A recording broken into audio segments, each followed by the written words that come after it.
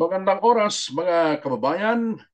Isang magandang umaga po dito sa lungsod ng London kung saan po tayo naroroon. Sana'y nasa mabuti kayong kalagayan. Pag-usapan po natin mga kaibigan ang kabi-kabilaan na namang banat kay Vice President Sara Duterte habang lumalapit po. Yun po namang sinasabi nilang impeachment trial at sani-saring reaksyon ang narinig natin mula sa mga prosecution panel, mga abogado na lumalaban sa kanya. Mga kaibigan, ang unang-una nga ho, yung nasa Congress na naman, yung attack dog ng kasalukuyang administrasyon, si Adjong na naman yung bumanat, mga kaibigan. Sinasabi niyang takot na takot daw si BP Sara dun sa impeachment trial, kaya naghain siya ng motion, yan po naman sa Korte Suprema, dun sa kanyang mga sagot, dun sa Senado at maging sa Kongreso, na tila daw ayaw niyang matuloy talaga yung impeachment trial dahil takot na takot siya.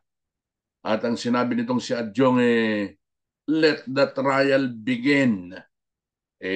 Paalala natin mga kaibigan kay Adjong na ito nga mismo si BP Sarang nagpahayag na interesado siya na magsimula na mga kaibigan, na magsimula na yung impeachment trial para mapatunayan kung sino ang tunay na may sala at kung sino yung tunay na walang sala o inosente. Doon po naman sa mga bagay na ina-accuse sa kanila. Ito muna pag-usapan natin. Alam nyo ba na doon sa pinakahuling preferential survey, siyempre, sino pa bang nangunguna dyan mga kaibigan? Ano? Yung 2028 presidential preferential survey na inilunsad po naman mga kaibigan ng kumpanyang Tangere o Tangere if you like, noong June 20 hanggang 22 ng 2025. Malamang nabasa na ho ninyo ito mga kaibigan, pero meron ho natin tayong idudugtong dito. Ano? Alam niyo ba na nangunguna dyan sa mga preferred na magiging next president sa 2028, walang iba, kundi ang ating Vice President, si VP Inday Sara Duterte na nakakuha po naman ng 35%. Tumaas pa nga eh. Itong sumunod po mga kaibigan na yung dating Vice President na si Leni Robredo na nakakuha ng 19%. Ang pumangatlo dito ay walang iba kundi si Senator Bongo, 13%. Si Senator Tulfo Rafi, 9% na bumaba rin. At ang panglima, walang iba kundi si Speaker Tambi Romualdez. Ang pang-anim, alam niyo na kung sino ito, yung sinasabi nilang mahilig magtanim. Magtanim ay di biro. Si Senadora Antiveros, 3%. Aba, medyo tumaas siya. Tumaas po yung trajectory mula sa dating lugmok. Ang pumang pito, si Senate President Chis Escudero may 3% na nakuha. Ang pangwalo si Robin Padilla, Senador Padilla, 1%. Pangsyam ay itong si Senadora Amy Marcos. At yun po namang undecided ay 10% mga kaibigan.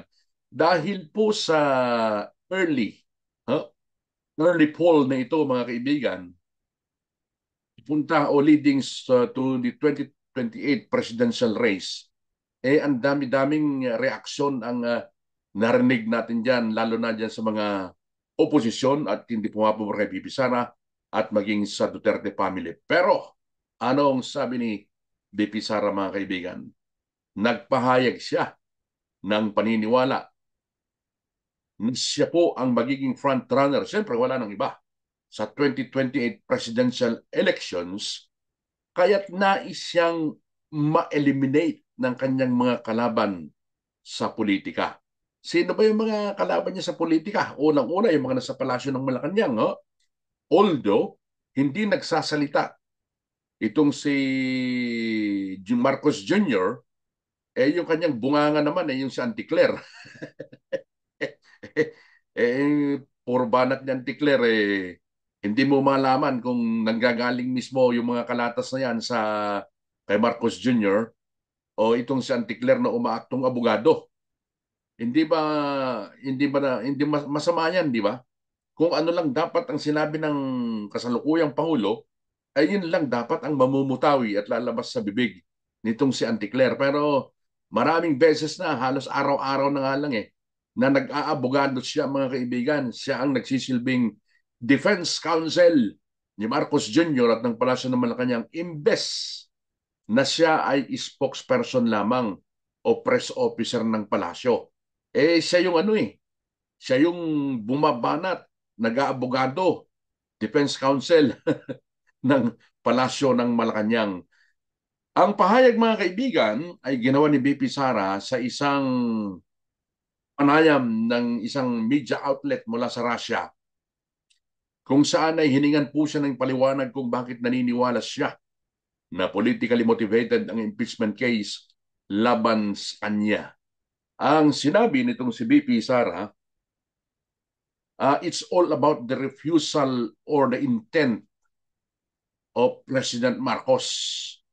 Ito yung pagtanggi at hindi magandang intensyon ng Marcos Jr. kanya.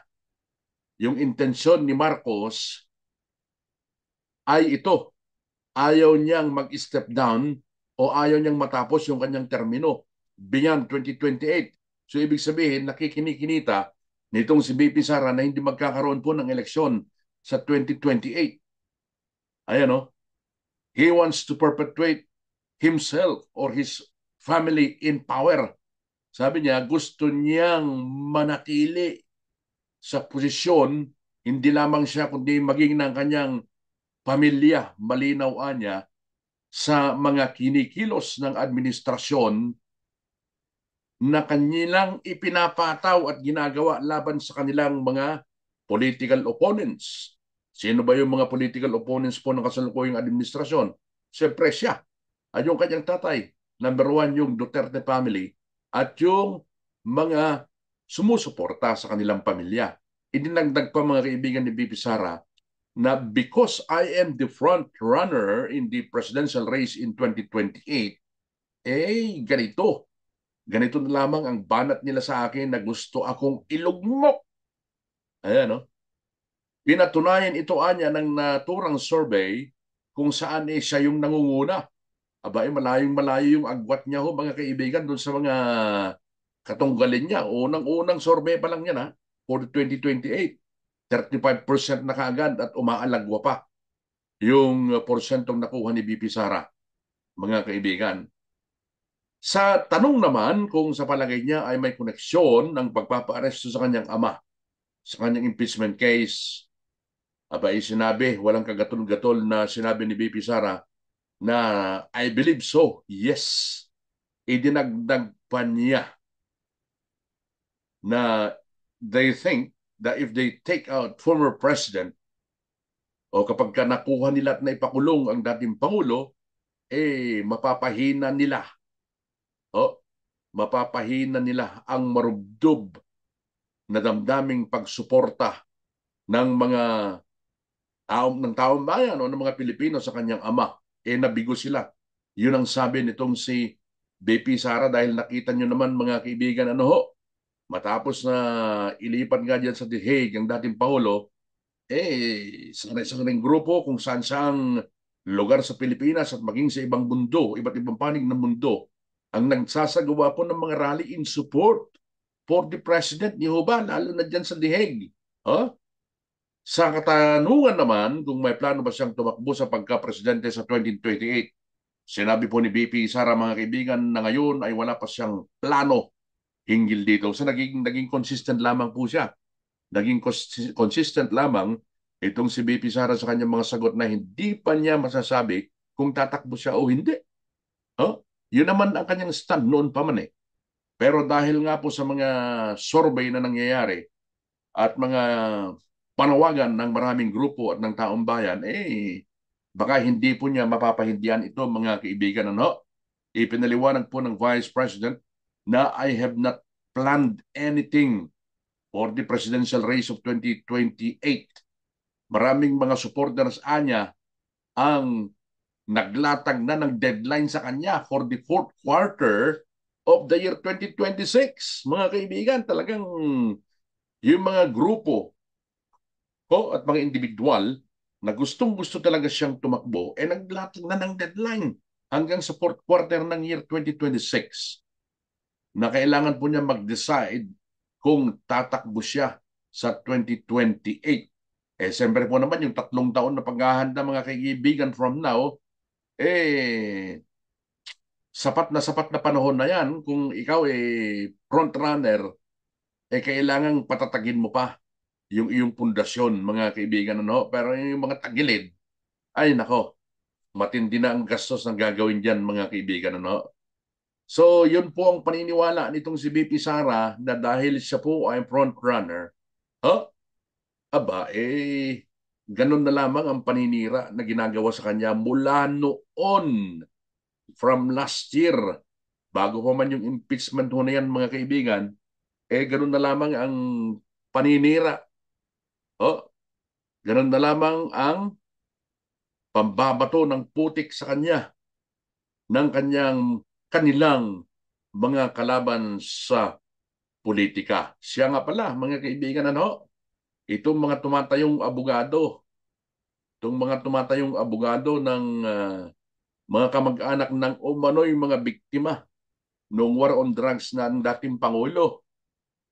Mga kaibigan, abay, pinalulutang nila na may ilang bansa daw sa Europa at maging ng Australia na tumanggi na pansamantalang ampunin ang dating Paulong Rodrigo Duterte. Oh, sino nagpahayag nito? Itong si Attorney Cristina Conti, human rights lawyer daw Paano human rights lawyer ito Yung karapatang pantao nga ng dating Pangulo, hindi niya kinikilala. Mga kaibigan, hindi naman official na hindi pa naman, wala pa namang official na kalatas mula sa gobyerno ng Belgium. May sinasabi niyang tinanggihan na daw o nagpahayag na daw ng pagtanggi ang Belgium na hindi pwedeng pansamantalang titira doon ang dating Pangulong Rodrigo Duterte dahil nga doon sa kanilang hinihiling na interim release. Diyan po naman sa International Criminal Court. Diyan din sa Australia, inaangguluhan nila yung Australia dahil nagpunta diyan dati mga few weeks ago.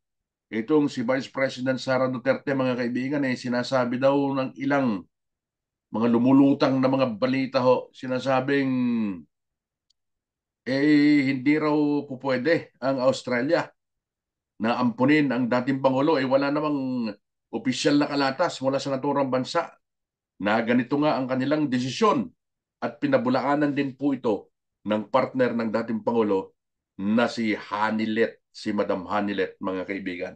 So inaasahan po natin ito, mga kaibigan, ang batuhan ng putik hanggang habang lumalapit po yung impeachment trial na ayon po naman sa Senate President, baka hindi matuloy. Pero tandaan natin ito, mga kaibigan, yan ay hindi yun ang magiging desisyon Hindi masasabi ni Senate President Chis Escudero ang kalalabasan ng botohan.